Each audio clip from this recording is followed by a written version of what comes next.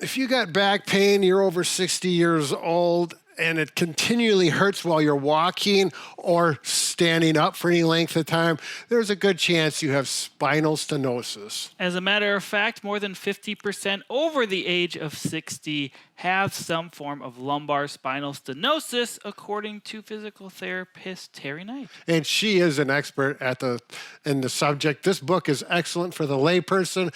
I've read it, my wife has read it, and I recommend it to anybody with spinal stenosis so you understand it and it's not so scary anymore. Bob and Brad, the two most famous physical therapists on the internet. Welcome to the Bob and Brad channel. We are the most famous physical therapy channel on the internet. Absolutely, Mike. And of course, it's in our opinion. We must stipulate that. And if you are new to this channel and like this video, please like and subscribe. There you go. Like and subscribe whether you like it or not.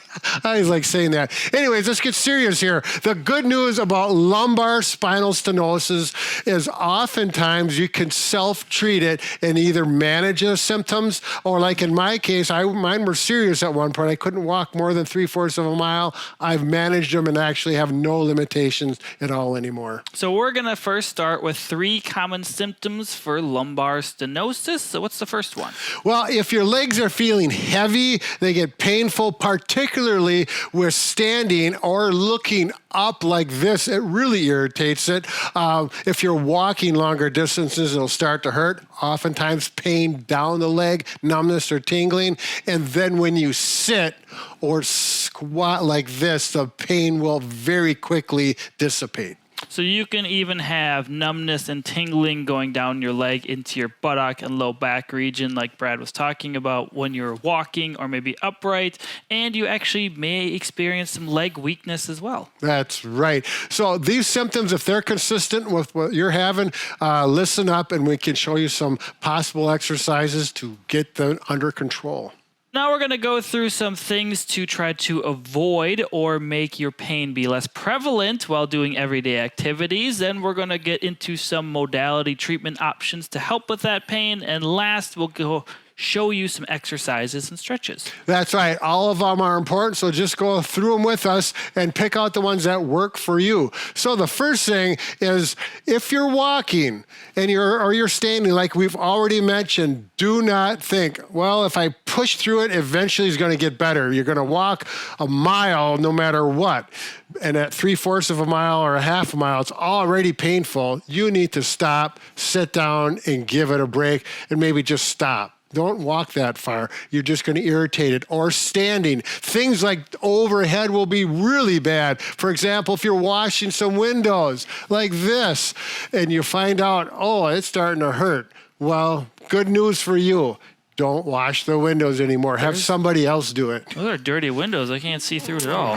Why, Mike? Why? Yes, because with stenosis, oftentimes when you are in extension and standing up, you're narrowing the gap you already don't have. So oftentimes being flexed over slightly feels better. So take those little breaks as needed. Good news as far as walking and you have difficulty walking, like I mentioned, using a full-wheeled walker, even though you don't need it for balance, you can use it and slightly bend forward and you'll be able to walk farther. And obviously, we don't want to get exaggerated. If you have to be this far over before to make it comfortable, the nice thing about this, lock the brakes, simply turn around and sit down for 5 or 10 minutes, let things settle down, and then you can get up and you'll be able to more than likely be more upright and walk again. Again, be within reason. You're not going to walk miles with this if you have stenosis, but it can lengthen the amount you walk more comfortably and pain-free. Now, if your pain is not subsiding and it's really bad, we're going to talk about some different options you can try using some devices at home. That's right. Okay, now if you've got spinal stenosis and your back pain is flared up, you overdid it and it is tight, the muscles are all contracted, show you some modalities I personally have had good success with, as well as patients I've had over the years. Some of these things you would have to purchase, other ones you don't have to. The first thing is simple. Lie down on your back, whether it's in bed or on a couch, put some pillows down, And that's going to help flex your back, which is going to relieve and open up the pressure in your back, making it feel better. At least 2 pillows, maybe 3. The leg wedge works really good, you'll find out. Don't have to buy one. Use the pillows if you want to have better results. I've never had a patient with spinal stenosis that was not very happy to have a leg wedge under their back while they were flared up. The next thing you want to do while you're in this position, it's option what works best for you, either a cold pack, a gel cold pack that is flexible and pliable, or a hot pack. This is a nice one I like to use because it fits the lumbar spine really well. It is weighted. It really conducts the heat well. We do have a link for this one.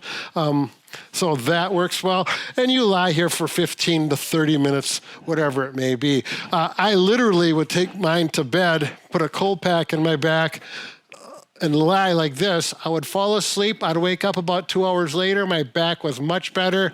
The cold pack was warm by then. I'd drop that on the floor. I would drop this on the floor, and then I would sleep fine for the rest of the night. Now, hot or cold are both good options. It's just what your body reacts best to and what feels good. So there's no right or wrong when it comes to using one or the other. Some other options are massaging in the area. I'm not just making faces here sitting in a chair. I actually have a back massager behind me. So this one is the Bob and Brack EZBack Pro.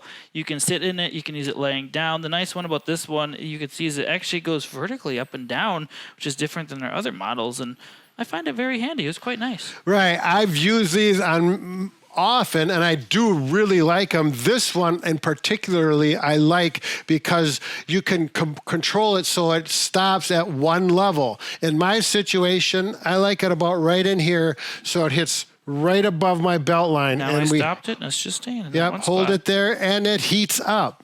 You can either have it warm or room temperature. This is a nice one. One of our also, newest ones. Then yeah. we have a Prime model too, which is a slightly different shape, and obviously it's not as expensive as the bigger one because it covers a larger surface area. But they're both good options just to kind of work in those muscles because they can become tight and exhausted from all that pain referring from your stenosis. That's right. Get the muscles to relax, and that's a big step in the right direction. The next thing I'm going to talk about, back Plug belts. this on me. I was enjoying this. Sorry. Anyway, yeah, I we're back to unplugged it. it. Anyway, let's get back to now. Back belts. You can use back belts with stenosis. I have one. I don't use it unless I really need it. The back belt I'm going to show, I'll show you how to use it. This one actually has some therapeutic additions to it. You don't need one like this, but if you do use a back belt when you're doing some like yard work, like when I do yard work, I've got a back belt like this. You do yard work? I do my yard? No, I've got mine's big enough. So we're going to pull. I'll leave it loose. It'll be around my waist comfortably. And then when I start bending to move, leaves, or in my case, it's a lot of branches because I've been trimming trees, I'll tighten this up to support that back while I'm doing the lifting, and then I'll loosen it up when I'm not, I'm just walking. And I'm going to sit a number of times for relaxing and letting my back rest. Then this particular belt, what's really nice about it is after you get done doing your work or whatever the irritation was, maybe you went for a walk and you irritated it, this you'll keep on. And the reason why is it also has 3 different therapy modes. The first one is it'll warm up. If you want to heat it up, there's a button here that'll cause heat to go on your lumbar spine.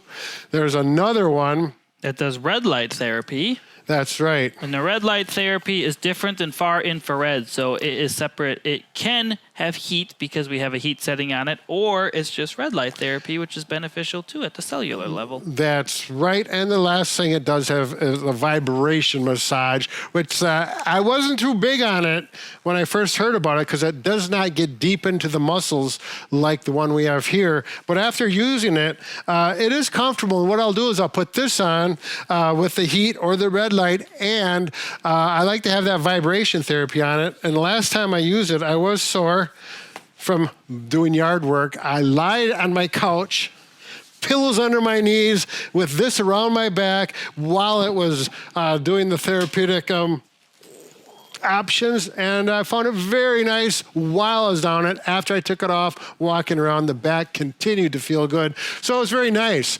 But there's one more thing more important than all of these, and that's the exercises. I don't know. I think this thing's pretty important. I know. These are easy. They feel good, but you need to do the exercises. And once you find the right exercises that work for your back, these are not as needed anymore, if at all. So, should we get to the exercises? Yeah, but I can't see them. All right, there's 4 exercises we're going to show that can be very helpful for spinal stenosis, pain management, or relief. You can do it either on the floor. Carpeted floor would be definitely preferable, or mat, or you can actually do it in bed. And they work fairly well in bed too. Probably better or preferred on the floor, but the bed is not a bad option. I'm doing the first one, which is just single knee to chest. So you're flexing your spine, opening it up. You probably do this, you can do both sides, but the painful side is probably where we're going to feel the most benefit from it. If you really struggle to reach your leg, you can certainly use a belt or a bed sheet to grab underneath your leg. I'm just grabbing this band because it's convenient. Oh, Brad's got the strap. Yeah, I didn't even notice you had that. You don't have to have the stretch out strap, but it is handy because it has loops, so you don't have to have strong hands. You actually use your wrists to do it. Or you can, like Mike, you can use a belt or a strap like he's doing. You can do it over the knee like I'm doing, or under the knee like Mike is doing, whatever's more comfortable for you. You will find that this will probably give some relief right away.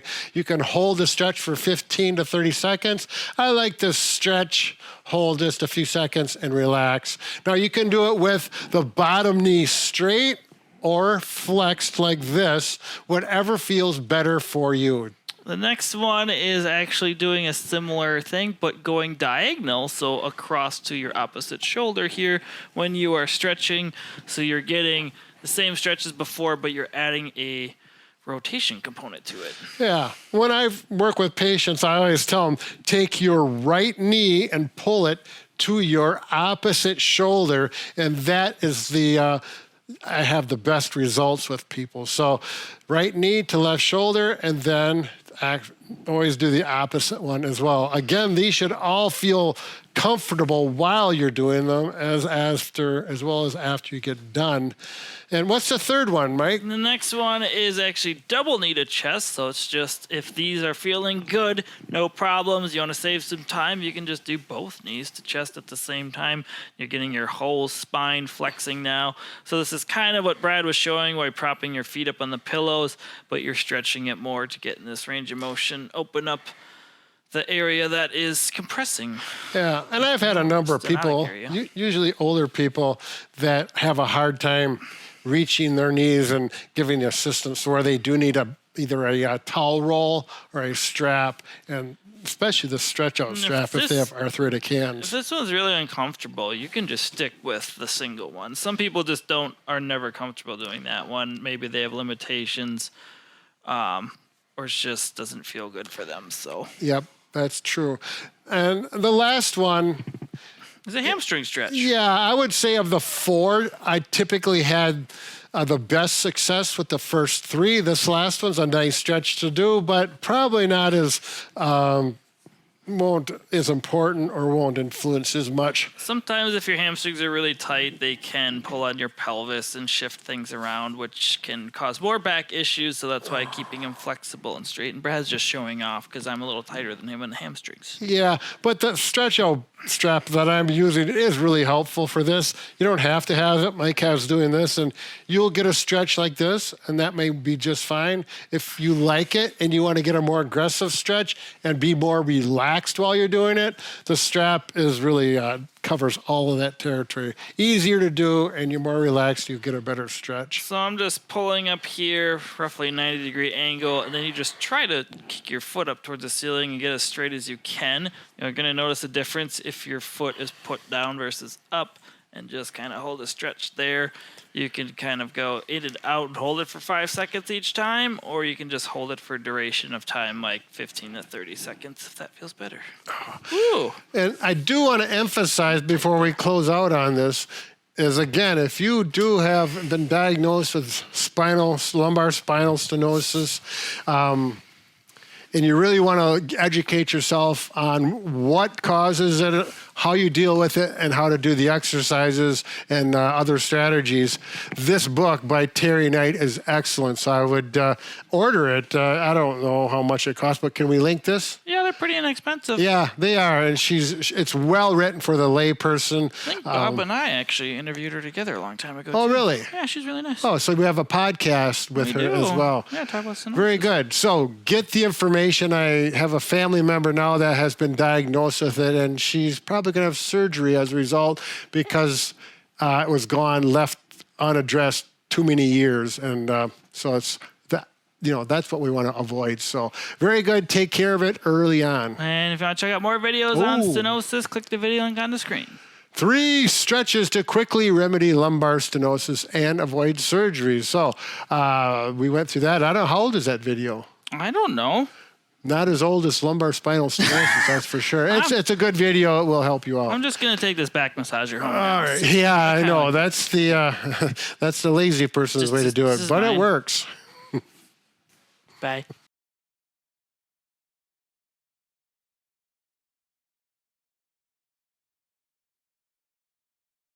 Bob and Brad, the 2 most famous physical